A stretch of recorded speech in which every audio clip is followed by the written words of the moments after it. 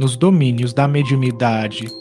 Oitavo livro da coleção A Vida no Mundo Espiritual, ditado pelo espírito André Luiz e psicografado pelo médium brasileiro Francisco Cândido Xavier, em 1955.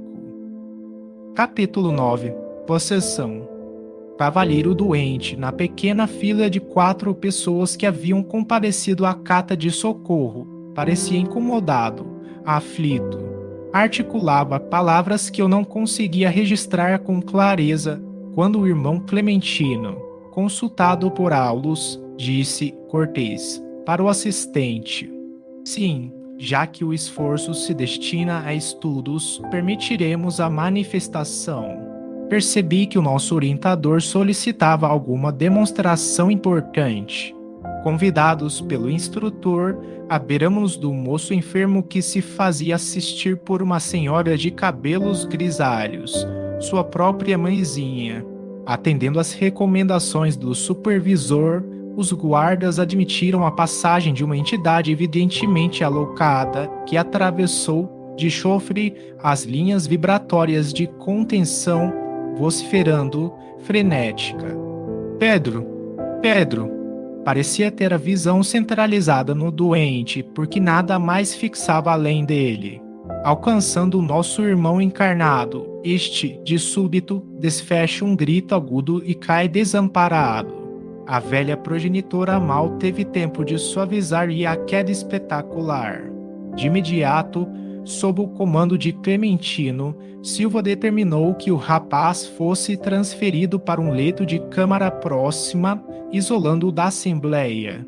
Dona Celina foi incumbida do trabalho de assistência. Junto dela acompanhamos o enfermo com carinhoso interesse.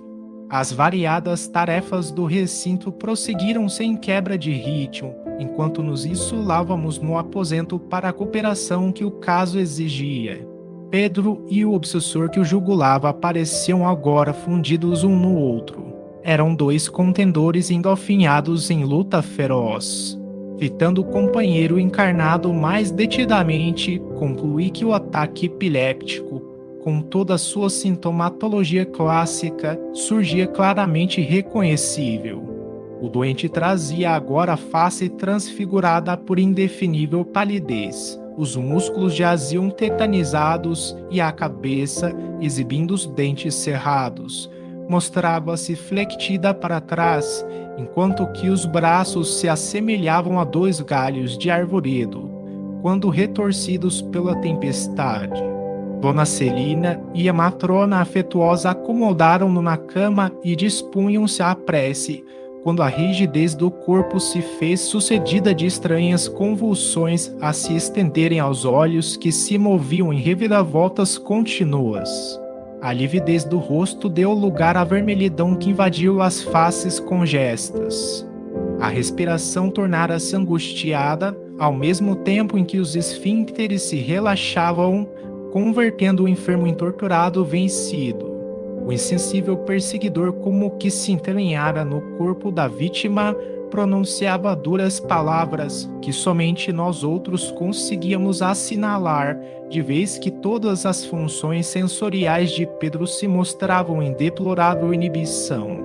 Dona Celina, afagando o doente, pressentia a gravidade do mal e registrava a presença do visitante infeliz. Contudo, permanecia alerta de modo a manter-se valorosa em condições de auxiliá-lo. Anotei a cautela para não se apassivar, a fim de seguir por si própria todos os trâmites do socorro. Bondosa, tentou estabelecer um entendimento com o verdugo, mas em vão. O desventurado continuava gritando para os nossos ouvidos, sem acolher-lhe os apelos comovedores. Vindar-me-ei, farei justiça por minhas próprias mãos, bradava, colérico. Repreensões injuriosas apagavam-se na sombra, porquanto não conseguiam exteriorizar-se através das cordas vocais da vítima a contorcer-se. Permanecia o cavalheiro plenamente ligado ao algoz que o tomara de Nopino. O córtex cerebral apresentava-se envolvido de escura massa fluídica. Reconhecíamos no moço incapacidade de qualquer domínio sobre si mesmo. Acariciando-lhe a fronte suarenta, Aulus informou, compadecido: é a possessão completa ou a epilepsia essencial. Nosso amigo está inconsciente, aventurou Hilário, entre a curiosidade e o respeito. Sim, considerado como enfermo terrestre, está no momento sem recursos de ligação com o cérebro carnal. Todas as células do córtex sofrem o bombardeio de emissões magnéticas de natureza tóxica. Os centros motores estão desorganizados. Todo o cerebelo está empastado de fluidos deletérios. As vias do equilíbrio aparecem completamente perturbadas. Pedro temporariamente não dispõe de controle para governar-se, nem de memória comum para marcar a inquietante ocorrência de que é protagonista. Isso, porém, acontece no setor da forma de matéria densa, porque, em espírito, está arquivando todas as particularidades da situação em que se encontra, de modo a enriquecer o patrimônio das próprias experiências. Fitei, sensibilizado, o quadro triste e perguntei, com objetivo de estudo: de vez que nos achamos defrontados por um encarnado e por um desencarnado, jungidos um ao outro, não obstante a dolorosa condição de sofrimento em que se caracterizam, será lícito considerar o fato sob o nosso exame como sendo um transe mediúnico. Embora ativo na tarefa assistencial, o instrutor respondeu: sim, presenciamos um ataque epiléptico, segundo a definição da medicina terrestre. Entretanto, somos constrangidos a identificá-lo como sendo um transe mediúnico de baixo teor, porquanto verificamos aqui a associação de duas mentes desequilibradas, que se prendem às teias do ódio recíproco. E, fixando o par de infelizes em contorções, acrescentou: nessa afetiva situação achava-se Pedro nas regiões inferiores, antes da presente reencarnação que lhe constitui uma bênção. Por muitos anos, ele e o adversário rolaram nas zonas purgatoriais, em franco duelo. Presentemente, melhorou. Qual ocorre em muitos processos semelhantes, os reencontros de ambos são agora mais espaçados, dando aso ao fenômeno que observamos em razão de o rapaz ainda trazer o corpo perispirítico provisoriamente lesado em centros importantes. Nesse ínterim, percebendo a dificuldade para atingir o obsessor com a palavra falada, Dona Celina, com o auxílio de nosso orientador, formulou vibrante prece, implorando a compaixão divina para os infortunados companheiros que ali se digladiavam inutilmente. As frases da venerável amiga libertavam jatos de força luminescente a lhe saltarem das mãos e a envolverem em sensações de alívio os participantes do conflito. Vimos que o perseguidor, qual se houvesse aspirado alguma substância anestesiante, se desprendeu automaticamente da vítima, que repousou enfim, num sono profundo e reparador. Guardas e socorristas conduziram o obsessor semi-adormecido a um local de emergência. E enquanto Dona Celina ministrava um pouco d'água fluidificada à genitora do enfermo, chorosa e assustadiça, retornamos à conversação cordial. Apesar da carga doentia que suporta na atualidade, devemos aceitar o nosso Pedro na categoria de um médium? Perguntou Hilário, atencioso. Pela passividade com que reflete o inimigo desencarnado, será justo tê-lo nessa conta. Contudo, precisamos considerar que, antes de ser um médium na acepção comum do termo, é um espírito endividado a redimir-se, mas não poderá cogitar do próprio desenvolvimento psíquico. O assistente sorriu e observou: desenvolver, em boa sinonímia, quer dizer retirar do invólucro, fazer progredir ou produzir. Assim compreendendo, é razoável que Pedro, antes de tudo, desenvolva recursos pessoais no próprio reajuste. Não se constroem paredes sólidas em bases inseguras. necessitará, portanto, curar-se. Depois disso, então, se é assim, objetou meu colega, não resultará infrutífera sua frequência a esta casa? De modo algum.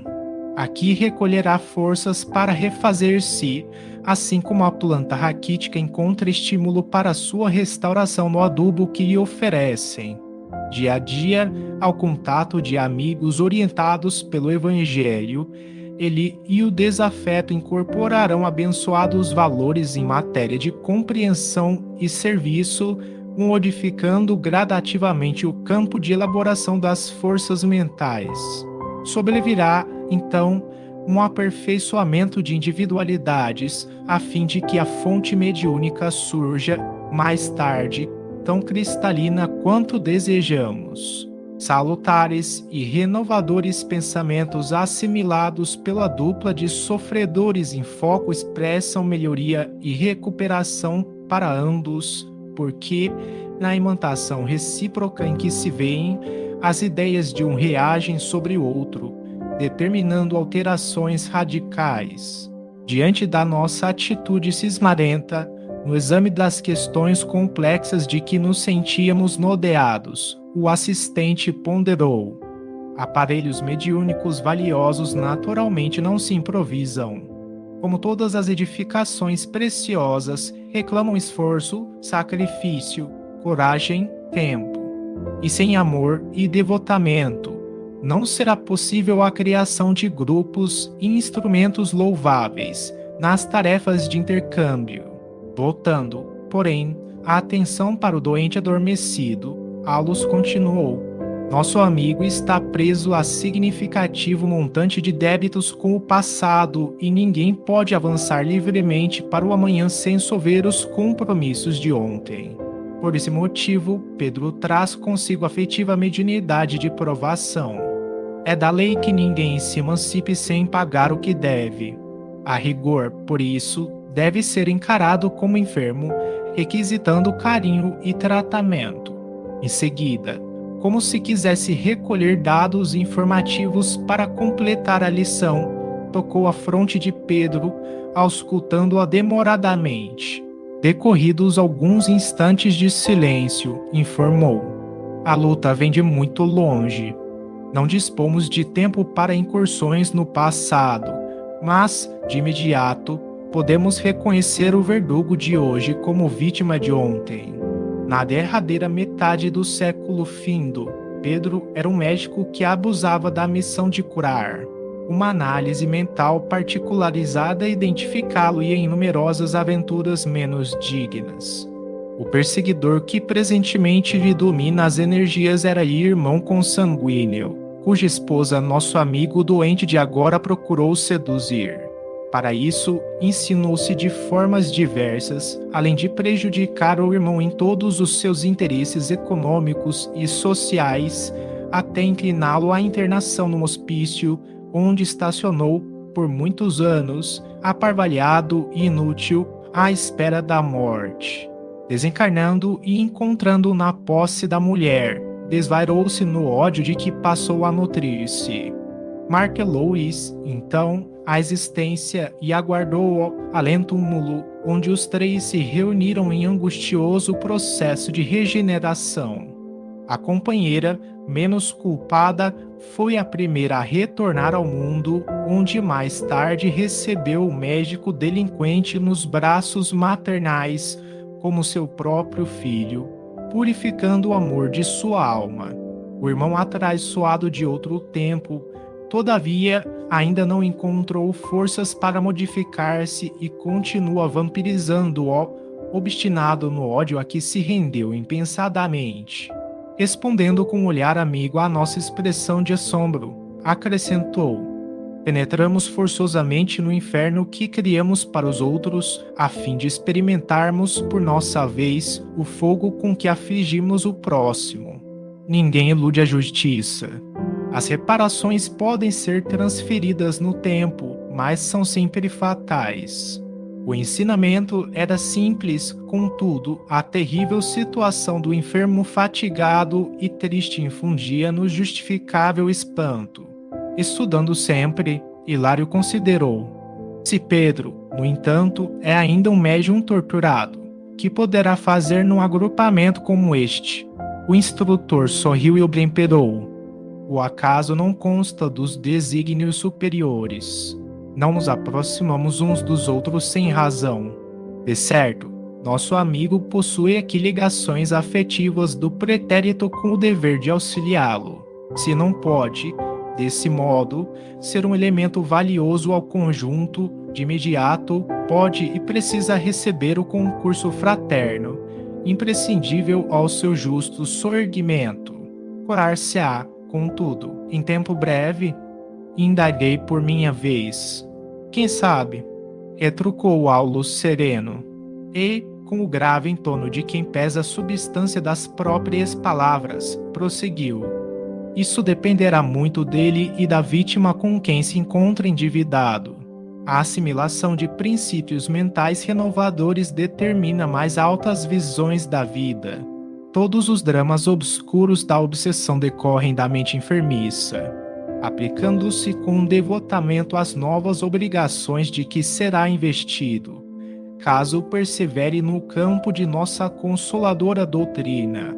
Sem dúvida abreviará o tempo de expiação a que se acha sujeito, de vez que, em se convertendo ao bem, modificará o tônus mental do adversário, que se verá arrastado à própria renovação pelos seus exemplos de compreensão e renúncia, humildade e fé.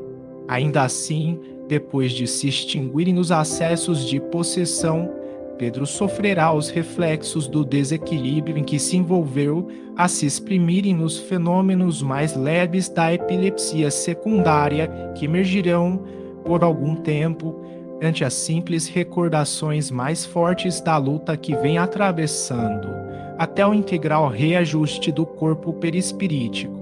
E isso é trabalho de longa duração? Inquiriu Hilário, algo aflito. Nosso interlocutor estampou significativa expressão fisionômica e ponderou.